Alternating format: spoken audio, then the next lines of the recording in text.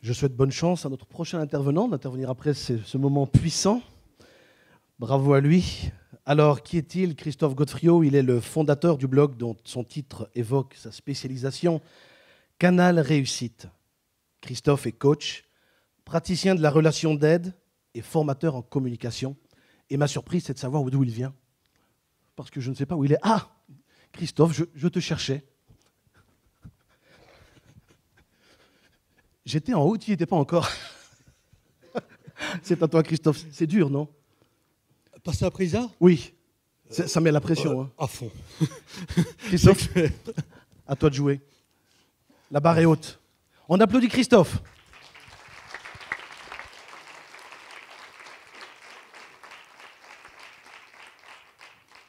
Bonjour. Bonjour. Alors, c'est un peu bizarre que je vous dise bonjour maintenant comme ça, après ce qui vient de se passer. Bonjour, c'est peut-être pas le mot qu'on a envie de dire. Et en même temps, j'imaginais mal commencer une intervention sur la puissance relationnelle, sur l'intelligence relationnelle, par autre chose que ce mot, bonjour. Pourquoi? Pas tellement pour ce qu'il veut dire en fait, mais juste pour l'espace de rencontre qu'il va créer entre nous, entre vous et moi, entre moi et vous. Cet espace relationnel, c'est peut-être la chose qui peut nous arriver de plus puissant dans la vie. C'est ces rencontres-là qui forgent notre vie, qui la construisent. Et moi, en fait, ma vie, elle a commencé par un bonjour, par une rencontre avec un grand R. Non. Enfin, si j'étais là, mais je m'en souviens pas vraiment. C'est pas de cette rencontre-là que je voulais vous parler. En fait, c'est plutôt de celle-là. Lui, il s'appelle Guy. Et Guy, eh ben, c'est peut-être la personne qui a le plus contribué à faire de moi la personne que je suis aujourd'hui. Guy, je le connais depuis une bonne trentaine d'années maintenant. Et vraiment, il m'a ouvert la porte des possibles. Alors, qui je suis aujourd'hui, et peut-être en hommage à ce qu'il a fait pour moi, je suis un passeur de relais. J'accompagne les gens vers le meilleur d'eux-mêmes. Alors, vous savez, ce n'était pas gagné. Parce que quand Guy m'a rencontré, je n'étais pas comme je suis sur la photo. J'étais comme ça. Alors, j'habitais un petit village, enfin, une petite ville de 3000 habitants, où tout le monde se connaissait. Alors, comble de la sophistication, à l'époque, je me baladais avec un rat sur l'épaule. Vous imaginez la tête des commerçants? En fait, il n'y en a plus beaucoup qui voulaient me laisser rentrer. Bon, mes parents, ils faisaient vraiment ce qu'ils pouvaient. Ils étaient vraiment investis dans la survie de la famille. Hein. Ils gagnaient leur vie, comme on dit. Hein. C'est vraiment ça. Sauf que là, ils avaient sur les bras à la maison un adolescent qui avait des capacités particulières d'agent provocateur. Et donc, ils se sont vite retrouvés débordés. Bon, à vrai dire, mon père s'est tellement senti débordé qu'il ne voulait plus trop me voir. Et donc, la plupart du temps, j'étais dans la rue. Et les gens que je fréquentais le plus à l'époque, c'était les policiers. Eux, ils venaient me dire bonjour régulièrement. 5, 6 fois par jour, ils me contrôlaient pour être sûr que j'étais toujours bien moi, quoi. Hein? On ne sait jamais que j'aurais changé d'identité en attendant. Et c'est dans ce contexte-là que Guy m'a rencontré. C'est lors d'un de ces contrôles qu'il a eu l'audace de s'interposer et de prendre fait et cause pour moi. Alors je dis l'audace, pourquoi? Eh bien parce que Guy, il était policier. Et donc il a pris fait et cause pour moi face à ses collègues. En leur disant, mais foutez-lui la paix, laissez-le tranquille. Et en faisant ça, vous savez ce qu'il a fait? En fait, il m'a vraiment accueilli. Vraiment un accueil, sans me juger. Et pourtant, effectivement, je n'avais pas une bonne réputation dans le village. Il m'a accueilli avec toute la violence qui était la mienne. Il m'a ouvert les bras. Il m'a... Et ça, personne ne le faisait non plus à l'époque. Il m'a fait confiance. Et surtout, il me l'a montré. Et même, vous savez, au cours de ces 30 années d'amitié, il y a des fois où je n'ai pas été à la hauteur. Et pas seulement ado. En 30 ans, on vit des choses parfois difficiles. Et quand on a un vrai ami, eh ben, on a envie d'être là pour lui. Mais parfois, la vie en décide autrement. Et parfois, on n'est pas à la hauteur. Mais lui, même quand je n'ai pas été à la hauteur, il a gardé sa main ouverte. Il est resté présent pour moi, toujours. Pour la première fois de ma vie d'adolescent, quand j'ai rencontré Guy, j'avais l'impression d'être important pour quelqu'un. Vous savez, je pense que j'étais important pour mes parents. Mais ils avaient du mal à me le montrer. Et quand on est un adolescent, je dirais, en quête de repères, en quête peut-être d'un deuxième père, et quand on rencontre quelqu'un comme lui, et qu'on vit ça, c'est important. Si vous faites sentir aux gens qui vous entourent qu'ils sont importants, vous allez vraiment ouvrir la porte des miracles dans leur vie et dans la vôtre. Faire sentir aux gens qui sont importants, c'est vraiment ce que vous pouvez faire de plus puissant. Vous savez, il y a des gens qui meurent pour ça. Il y a des gens qui meurent pour avoir un petit peu d'attention. Les gens, ils aiment être reconnus pour ce qu'ils font de bien. Mais ils préfèrent être reconnus pour ce qu'ils font de mal plutôt que vivre dans l'indifférence. En entreprise, la reconnaissance, ça peut prendre forme quand on donne un feedback. Vous savez, quand on a un entretien. Et pour donner un feedback de façon à donner de la considération, à donner de l'importance à la personne, on va commencer par d'abord reconnaître 3 compétences, 3 choses qu'il fait bien. On est bien au niveau du faire, d'accord? 3 choses qu'il fait bien, valoriser 3 compétences positives. Ensuite, on va introduire éventuellement une piste d'amélioration. Alors, on ne parle pas de critique ici, on parle vraiment de piste d'amélioration. Permettre à la personne de grandir, lui permettre de devenir meilleur, d'accord? Et pour lui permettre de devenir meilleur, on va introduire une piste d'amélioration. Toujours au niveau du faire, au niveau des compétences.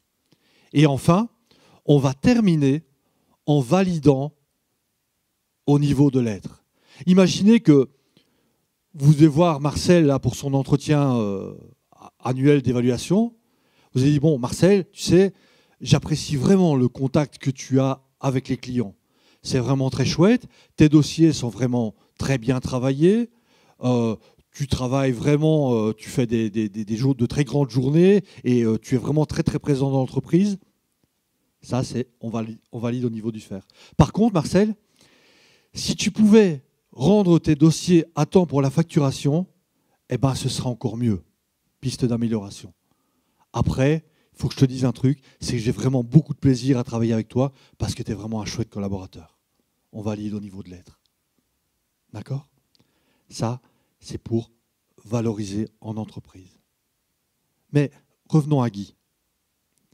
Évidemment, quand on a un modèle pareil, et quand on est un ado, comme je vous l'ai dit, en quête de repères, on a envie de lui ressembler. Et cette ressemblance-là, c'est aussi une des clés de la croissance. En fait, quand on se met dans une dynamique de ressemblance, non seulement on se met dans la même énergie, mais on se met aussi dans une dynamique de confiance. Parce que pour le cerveau reptilien, qui est le cerveau des instincts, ce qui me ressemble n'est pas dangereux pour moi. La ressemblance neutralise la menace. En fait, quand on se ressemble, on est bien ensemble. Et en entreprise, la ressemblance, elle a aussi son importance. Et d'ailleurs, on la provoque souvent.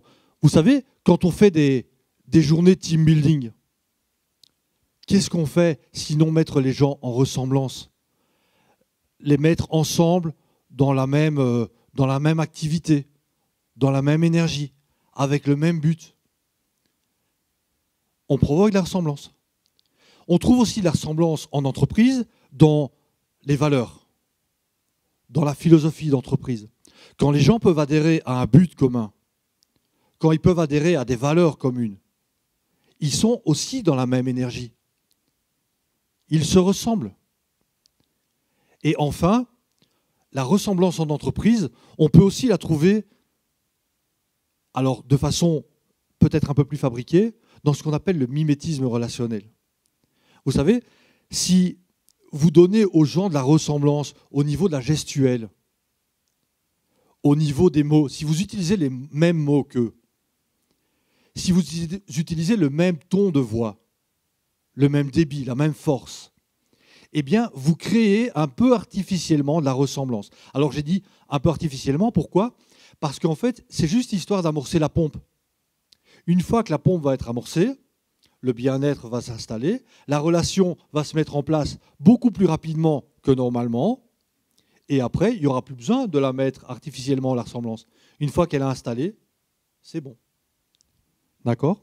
On a parlé de considération, on a parlé de ressemblance, on a aussi un peu parlé d'énergie.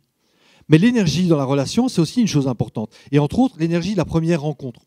Vous savez, c'est différent si on se rencontre ici comme ça, qu'on passe une bonne journée ensemble et qu'après on se revoit 15 jours après dans une entreprise, on va tout de suite sympathiser parce qu'on a passé un bon moment ensemble. Par contre, si on se rencontre sur le parking d'une grande surface et qu'on se dispute pour une histoire de place de parking, si on se revoit une semaine après, je peux vous assurer que l'ambiance, elle sera différente. Hein? Et en entreprise, au niveau de cette énergie-là, c'est important de la travailler aussi, par exemple, quand on a des choses, un entretien, une réunion, quelque chose qui se passe mal, où vraiment on peut même en arriver à des noms d'oiseaux. Il faut toujours prendre le temps, à la fin de cet entretien, à la fin de cette réunion, prendre le temps de neutraliser.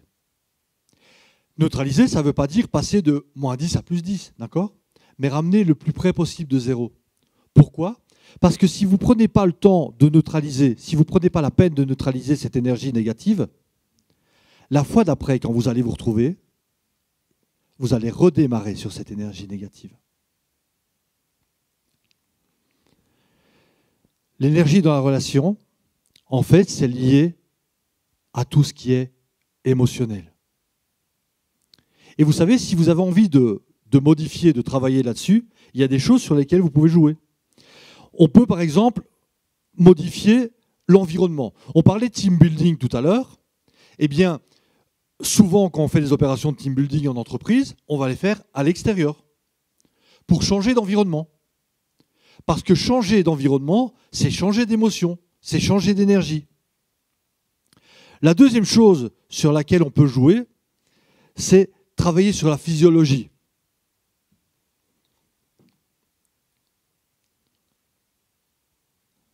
Vous imaginez que là, je ne suis pas du tout dans la même énergie que j'étais il y a 2 minutes.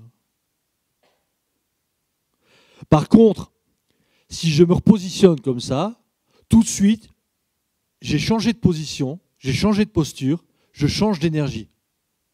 En fait, ce qui est remarquable, c'est que ça marche dans les deux sens.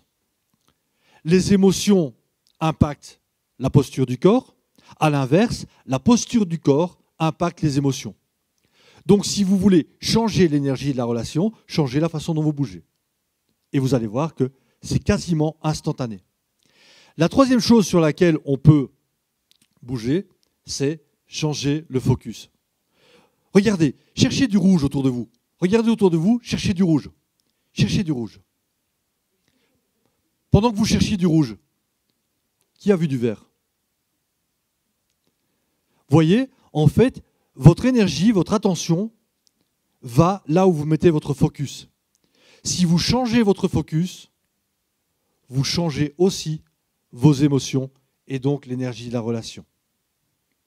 Considération, ressemblance, énergie, authenticité.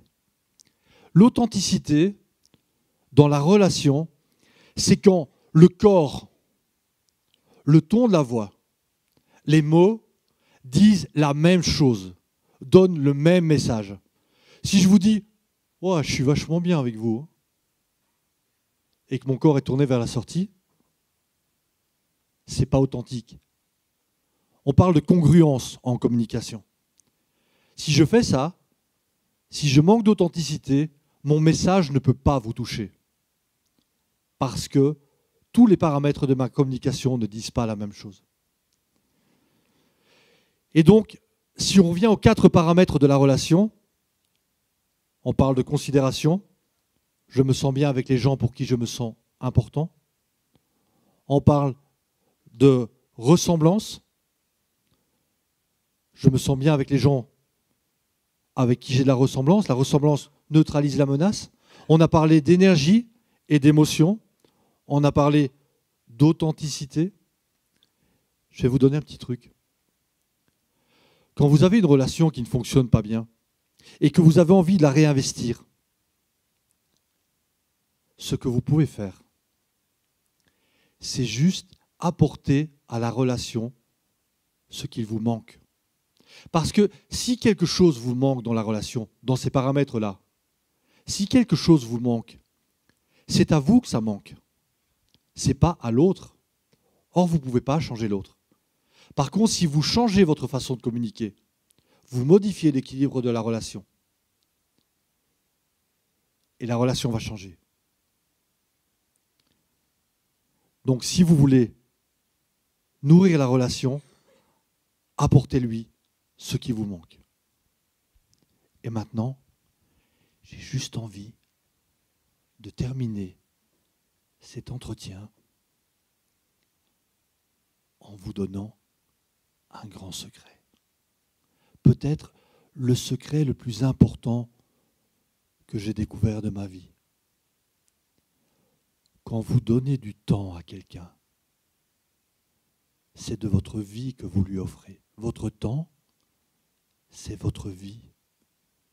Le temps que vous donnez à l'autre, c'est le cadeau le plus précieux que vous pouvez lui donner. Quand vous mettez quelqu'un au centre de votre attention, quand vous l'écoutez, vraiment, vous le mettez au centre de votre univers. Vous le mettez au centre de votre vie. Et ça, c'est la chose la plus puissante que vous puissiez faire. C'est un acte magique. Et cet acte magique, vous venez le faire pour moi, parce que vous m'avez offert de votre temps, vous m'avez offert de votre vie. Merci.